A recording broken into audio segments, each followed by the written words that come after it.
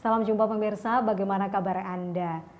Indonesia telah meratifikasi Konvensi Hak Anak tepat sejak 5 September 1990.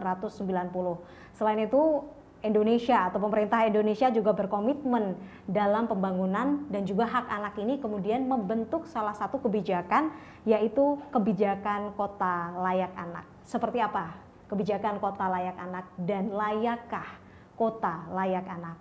Pemirsa, Baga Magelang edisi kali ini menghadirkan sosok inspiratif Ibu Dera Retno Rusdijati MKes, Ketua MTCC atau Muhammadiyah Tobacco Control Center Universitas Muhammadiyah Magelang, dan juga ada Dr. Heni Setiawati ER, SKP MKes PIC Research. Kita akan ngobrol seputar layakkah kota layak anak bersama mereka. Bersama beliau-beliau ini tentu saja hanya di Bangga Magelang, ruang rebuknya Wong Magelang. Ya pemirsa, sekali lagi saya mengingatkan kepada Anda yang belum mengikuti sosial media Magelang TV, Anda bisa add Instagram kami di @magelang_tv. Anda juga bisa subscribe YouTube channel kami di Magelang TV. Selain itu, YouTube channel kami juga secara live dari hari Senin hingga Jumat pukul 10 menayangkan Bangga Magelang. Dan lagi-lagi pemirsa, saya juga mempromokan salah satu hasil maestro seniman dari Borobudur Magelang, yaitu Isting Medi yang tengah juga berhasil mendapatkan rekor dari Leprit atau Lembaga Prestasi Dunia Indonesia, yaitu sebagai pelopor lukisan berbahan empon-empon. Anda bisa menyaksikan juga di studio kami seperti biasa lukisan berbahan empon-empon. Jika Anda tertarik, Anda bisa langsung menghubungi kami di Instagram atau langsung berkunjung ke kantor official kami. Alhamdulillah hari ini datang juga dan juga bertemu. Assalamualaikum Ibu Retno. Waalaikumsalam Mbak. Sehat Ibu? Alhamdulillah. Alhamdulillah. Ibu sehat? Alhamdulillah sehat Mbak. Hari ini kita membahas mengenai layakkah kota layak anak. Seperti yang kita ketahui sebenarnya Indonesia sudah cukup memiliki concern yang cukup penting dan mengarah kepada bagaimana anak ini juga dilibatkan dalam pembangunan begitu. Tapi seperti apa Ibu? Sejauh ini setelah meratifikasi konvensi, kemudian juga sudah tertuang di Undang-Undang pasal 28B ayat 2 kalau saya tidak salah. Tapi seperti apa? Bu Retno silahkan. Yeah. Jadi kalau kami mengamati dari singkatannya KLAN ya Mbak ya, kota layak anak, itu sebenarnya juga masih harus kita pertanyakan. Apalagi kemarin Hari Anak Nasional, temanya kan melindungi anak, terutama dari masalah COVID ini ya. Betul. Nah ternyata setelah kita amati, mungkin Mbak Putri sendiri juga melihat bahwa anak-anak Indonesia itu belum sepenuhnya terlindungi. Betul. Nah kami di komunitas Tobacco Control pengendalian tembakau itu mengamati dari segi kesehatannya. Jadi kita bisa amati dimanapun, di tempat-tempat umum, bahkan di alun-alun kita di Kota Magelang itu sebenarnya tidak layak untuk anak-anak. Di mana iklan rokok masih banyak bertebaran, kemudian para perokok juga merokok dengan seenaknya, merokok di mana-mana, sebelahnya anak-anak kecil. Nah, itu menurut kami dari komunitas pengendali tembakau belum layak untuk anak-anak kalau kota ini dijadikan sebagai kota layak anak. Selain itu juga berdasarkan apa ya Mbak, berdasarkan undang-undang sebenarnya kota layak anak itu juga disebutkan di salah satu dasar hukum itu, wilayah harus sudah menerapkan atau mempunyai perda kawasan tanpa rokok. Jadi kalau seperti di Kota Magelang, Kabupaten Magelang itu sudah menetapkan sebagai layak anak, tapi belum mempunyai perda kawasan tanpa rokok. Jadi statusnya masih di Nindya ya Bu ya, Nindya. Kemudian yang kota itu sudah sama-sama Nindya ya Bu ya, sama-sama Nindya, belum bisa masuk ke tingkat lebih atas. Lebih atas ya, lagi. jadi kan kalau lebih atas itu apa Ibu? Bisa dijelaskan? Utama. Oh, oke. Di India itu tingkatan ketiga, tingkatan keduanya itu adalah yang pertama, tingkatan yang pertama adalah yang paripurna. Paripurna. Oke, jadi kalau Magelang ini masih di tingkatan ketiga. Iya. Oke. Jadi tidak bisa naik sebelum punya perda KTR. Oh, oke. Iya. Kalau melihat seperti itu ya Bu, masifnya orang yang masih menggunakan rokok di mana-mana dan mungkin juga bahkan di lingkungan terdekat. di lingkungan keluarga Iya. atau apa. Sebenarnya dari kota layak anak itu apa saja term yang penting, yang patut menjadi hal utama yang akhirnya ini disebut sebagai kota layak anak? Iya. Ya, mungkin Ibu Puji. Oh iya. Bu Heni. Ibu Heni, iya. Makasih Mbak. Jadi untuk disebut sebagai kota layak anak itu memang ada banyak indikator ya. Ada 31 indikator. Tadi Banyak sekali ya Bu ya. Ya, banyak sekali. Jadi salah satunya itu tadi baru disebutkan memiliki regulasi tentang kawasan tanpa rokok. Sebenarnya indikator-indikator yang lain juga sudah beberapa dilakukan di Magelang. Contoh misalnya adanya forum anak yang dilibatkan di dalam musrenbang, misalnya musyawarah rencana untuk pembangunan itu dari Pemkot Magelang sudah melibatkan. Nah, kebetulan yang lain-lain itu termasuk yang menjadi sorotan kami yang terkait KTR itu memang belum ada perdanya. Ya, kita lanjutkan mungkin Ibu Heni, mohon maaf memotong pembicaraan. Kita masuk di segmen Mac News Magelang News Magazine. Kali ini ada satu berita pemirsa. Satgas TMMD Reguler 108 Kodim 0701 Banyumas menumbuhkan rasa nasionalisme dengan cara melatih pengibaran bendera. Seperti apa? Bu, kita saksikan bersama beritanya.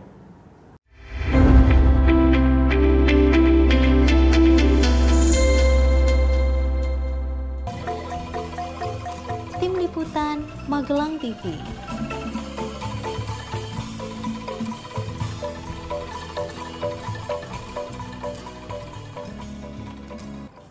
Baik pemirsa, Anda masih bersama kami di Bangga Magelang, ruang rembuknya Wong Magelang. Setelah tadi kita menyaksikan bersama berita-berita apa yang dilakukan seputar TMMD Reguler 108 di Kabupaten Banyumas. Tadi Bu Heni sempat menceritakan tentang indikator-indikator kota tersebut layak anak. Meski ketika saya juga membaca dan memahami terlebih dalam, banyak sekali hal hingga 31 ya. Bu Heni, silakan bisa dilanjutkan mungkin secara garis besarnya saja. Makasih. Secara garis besar memang indikator untuk kota layak anak itu misalnya yang pertama itu adanya forum anak yang dilibatkan di dalam misalnya musrenbang, dalam acara-acara di kota dalam penentuan kebijakan. Betul. Dan yang kedua ada tempat bermain anak. Nah ini di Magelang ini contohnya misalnya sudah ada di Badaan, tapi ternyata juga masih belum steril, belum dianggap sebagai layak ya. Ya, jadi memang PR-nya menurut saya masih banyak untuk kota Magelang. Kami sih berharap supaya Magelang bisa sampai mencapai ke tingkat yang paling optimal, ke paripurna. Maka ya salah satunya tadi untuk yang perda tanpa rokok, saya kira perlu segera untuk disahkan. Baik, betul. Amin amin, semoga itu harapan bersama ya Bu ya. Sehingga ini benar-benar sebagai kota layak anak. Kita sedikit beralih ke MTCC, Muhammadiyah Tobacco Control Center. Dan kita tahu semua masa pandemi meski ini sudah new normal, bagaimana dengan aktivitas dan kegiatan MTCC sejauh ini? Iya. Jadi MTCC tetap beraktivitas ya, meskipun kami melakukan kegiatan webinar melalui virtual Vicon itu kemarin kita terakhir dengan Pak Gubernur dan juga dengan para petani. Jadi kami memang meskipun tobacco control, kami kan tidak pernah melarang orang untuk menanam tembakau. Tapi justru kami mendampingi para petani tembakau ini bagaimana supaya mereka tetap eksis, mampu meningkatkan kesejahteraan baik dengan tembakau maupun tanpa tembakau. Nah, dampingan kami se-Jawa Tengah, Mbak Putri, se-Jawa Tengah, salah satunya yang sudah berhasil itu di Kabupaten Magelang, di Windusari. Jadi para petani ini yang dulu ya tahun 2012 masih bertanam tembakau, sekarang sudah beralih ke komoditas lain, yaitu ubi madusari, yang dulu ubi Cilembu, dan juga kopi dan hortikultura. Dan ternyata hasilnya jauh di atas budidaya tembakau. Jadi ini yang menguatkan tobacco control, bahwa memang tidak selamanya bahwa petani itu hanya bisa tergantung pada tembakau. Ya.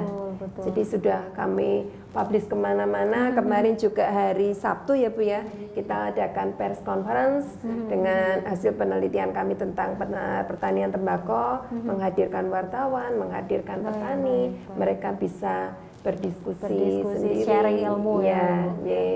Dan juga di Temanggung itu juga sekarang tidak hanya tembakau tetapi juga ditanam kopi.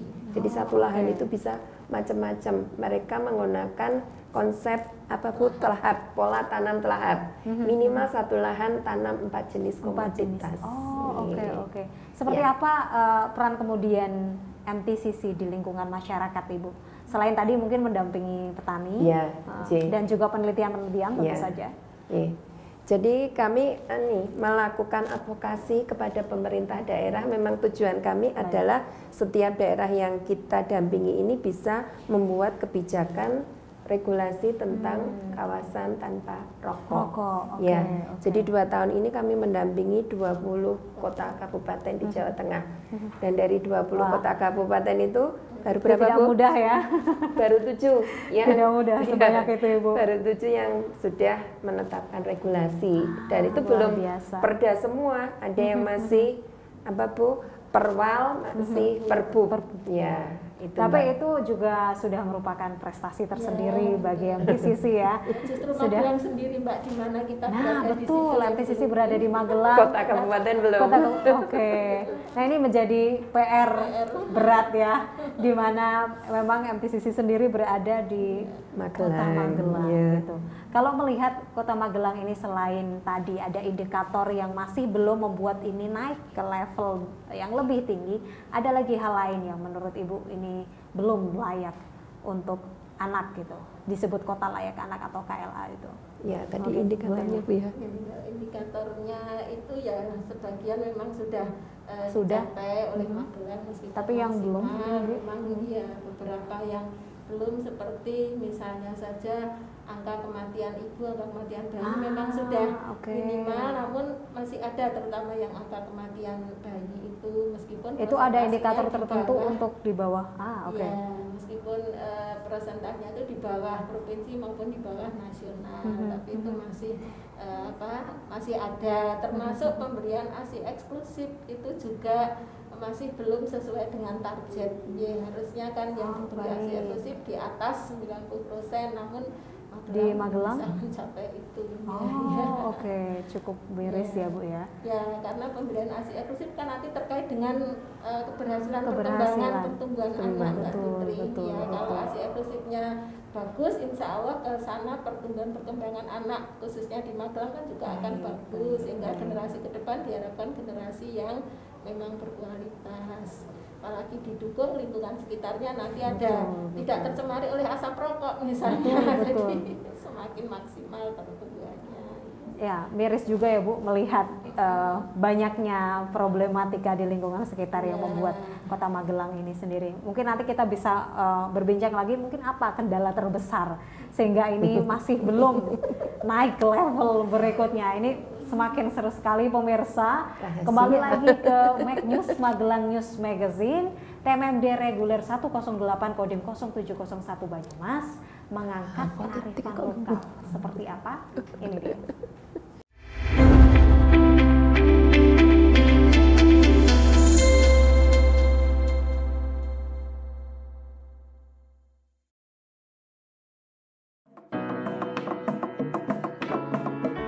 Gubrak Lesung adalah nama sebuah lokal untuk kesenian khas dari Desa Petahunan, Kecamatan Pekuncian, Kabupaten Banyumas, Jawa Tengah.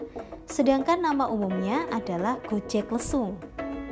Di desa yang menjadi sasaran TMMD reguler 108 Kodim 0701 Banyumas ini, masyarakat setempat masih melestarikan kesenian warisan leluhur ini.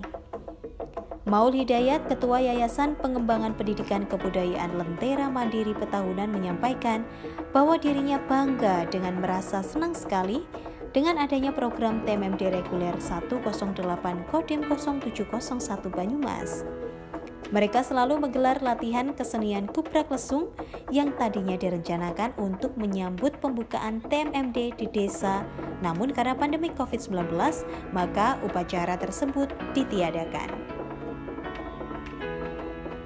Meski demikian, setiap sore mereka tetap menampilkan kesenian ini untuk menghibur Satgas TMMD yang berada di Desa Petahunan. Mereka berharap apabila TMMD berakhir akan terbuka akses ke desa wisata, desa Petahunan, dan para pelaku seni ini dapat memasukkan wisata berbasis budaya yang akan mengangkat budaya tradisional desa Petahunan. Semoga TNI tetap jaya, masyarakat rukun damai, serta Indonesia adil dan makmur.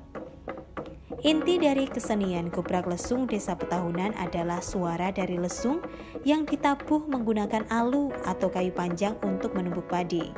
Harus berirama dengan tambahan berbagai tembang Jawa sehingga enak didengar.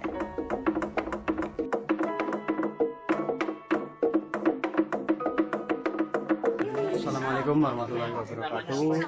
Saya Maul Hidayat, Desa Petahunan, selaku Ketua Yayasan Pengembangan Pendidikan dan Kebudayaan Daerah Mandiri Desa Petahunan.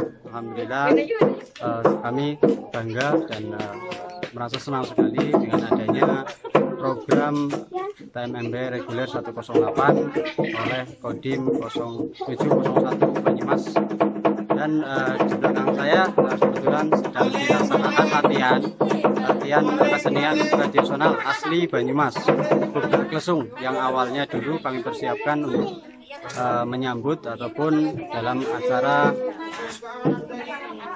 acara pembukaan TMMD reguler 108 di Desa Petahunan ini. Namun karena pandemi Covid sehingga kami berusaha tetap menampilkan ini tiap sore untuk menghibur para satgas TMMD yang kebetulan menginap ataupun bercamp di Desa Petahunan. Jadi inilah kegiatan kami ketika sore pulang dari lokasi, hiburan sore dengan kesenian tradisional. Dan harapan saya ketika program TMMD ini berakhir, sudah terbuka untuk akses ke desa wisata Desa Petahunan, yang insya Allah nanti juga dari kami pihak yayasan akan memenuhi itu semua dengan memasukkan program unggulan kami, yaitu wisata berbasis budaya yang akan mengangkat seluruh kebudayaan di wilayah Banyumas dan di wilayah Desa Petahunan khususnya. Demikian, terima kasih sekali lagi saya sampaikan selaku pribadi, selaku warga Desa Petahunan, dan juga selaku Ketua Yayasan Pengembangan Pendidikan dan Kebudayaan Lentera Mandi Petahunan. Semoga TNI tetap jaya, masyarakat rukun damai, dan Indonesia adil dan makmur. Merdeka. Assalamualaikum warahmatullahi wabarakatuh. Sedangkan bagi Prada Dade Karepesina, anggota Satgas TMMD reguler dari Kesatuan Kompi B Yonif 405 Surya Kusuma, dirinya menyatakan bangga karena mendapatkan kesempatan memainkan Kuprak Lesung bersama ibu-ibu di tempat tugasnya. Sebagai putra daerah Ambon, dirinya merasa bangga bisa bermain Kuprak Lesung di Desa Petahunan karena di daerahnya tidak ada. Tim Liputan Magelang TV.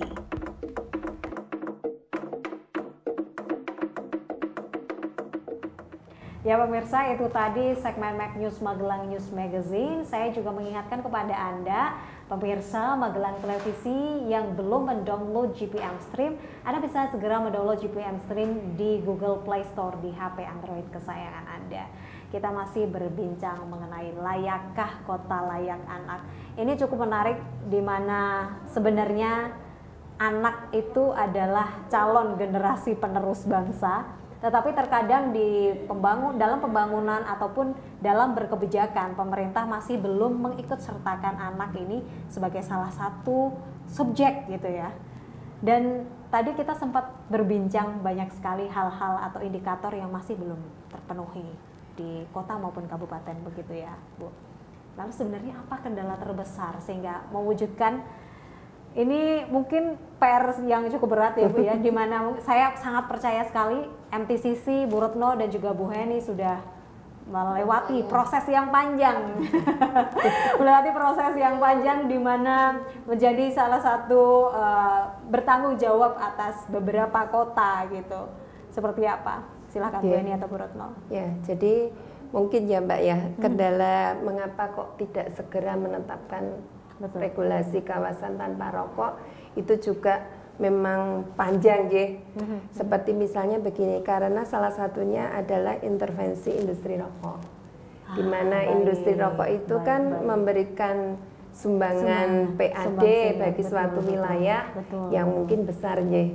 Ya, nah itu mungkin yang menjadi pemikiran para pemegang keputusan, para pemegang kebijakan, mengapa perda atau regulasi kawasan tanpa rokok tidak segera diwujudkan. Dan ya itu mungkin dia punya.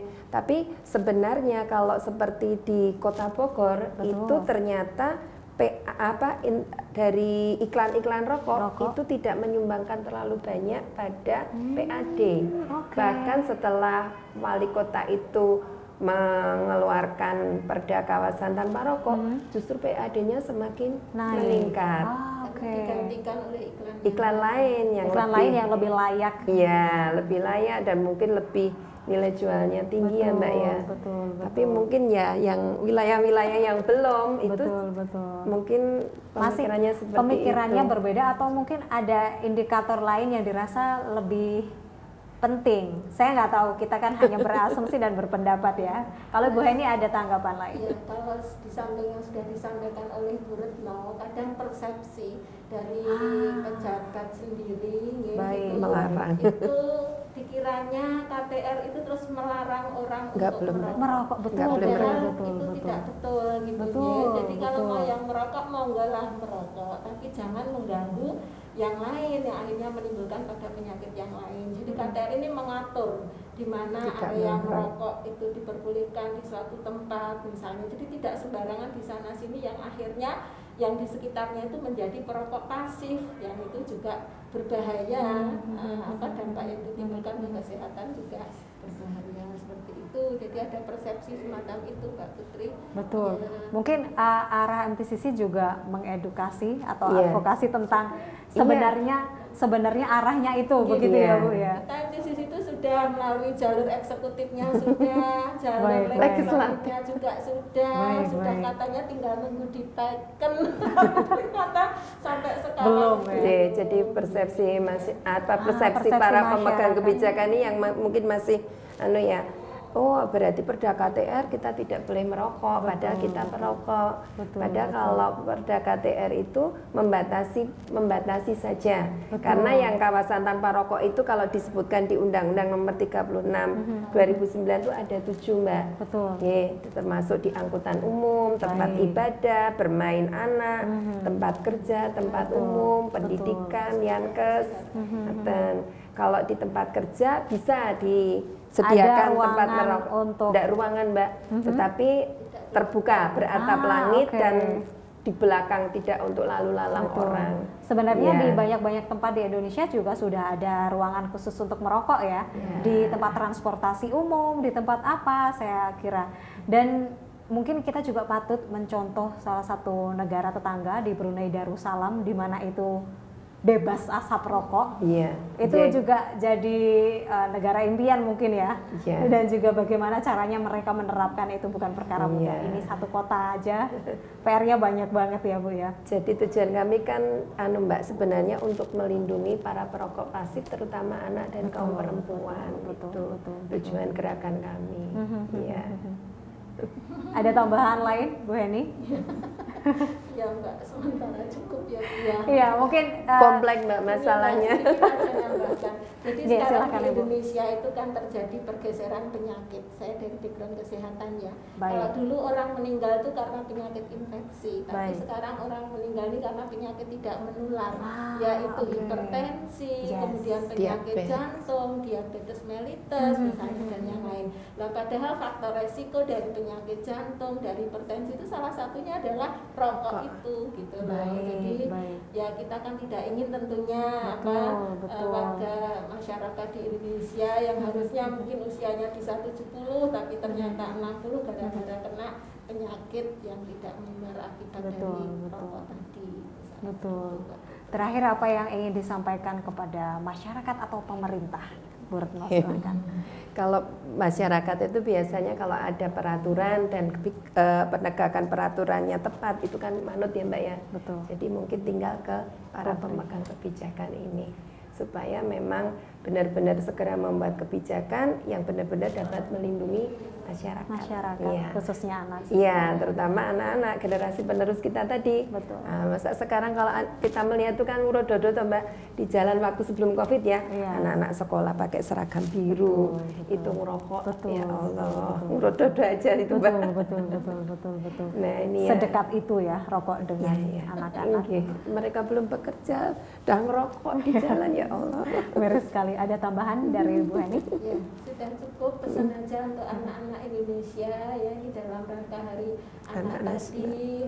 Kalian janganlah terpengaruh dengan perilaku-perilaku yang merugikan kalian untuk masa depannya. Misalnya saja janganlah kalian ikut mencontoh merokok ketika melihat orang merokok karena itu sangat berbahaya. Sekali Anda sudah merokok, Anda pasti akan kecanduan karena di situ ada nikotin yang menyebabkan menjadi kecanduan. Apalagi sekarang marak rokok elektrik atau yang disebut vape, meskipun vape itu sama bahayanya dengan yang lain. Jadi lindungilah kalian, sayangilah kalian supaya masa depan kalian itu lebih cemerlang, bisa berhasil meraih cita-citanya. Amin. Terima kasih banyak Bu Heni, Bu Retno, pembicaraan yang sangat inspiratif dan ini semoga diskusi kecil kita hari ini sedikit membuka pikiran orang di luar sana. Amin. Meski satu atau dua, semoga itu membawa perubahan. Mbak. Selamat bertugas Ibu. Semoga kita ketemu lagi insya Allah nanti. Itu tadi pembicaraan mengenai layakkah kota layak anak. Pemirsa, anak merupakan salah satu investasi dari negara kita tercinta, bangsa Indonesia. Tergantung bagaimana pengembangan anak dan juga bagaimana pemerintah mengambil kebijakan yang tepat untuk anak. Semakin kuat atau lemah tergantung pada kebijakan tersebut. Saya Putri Ramadhani, sampai jumpa.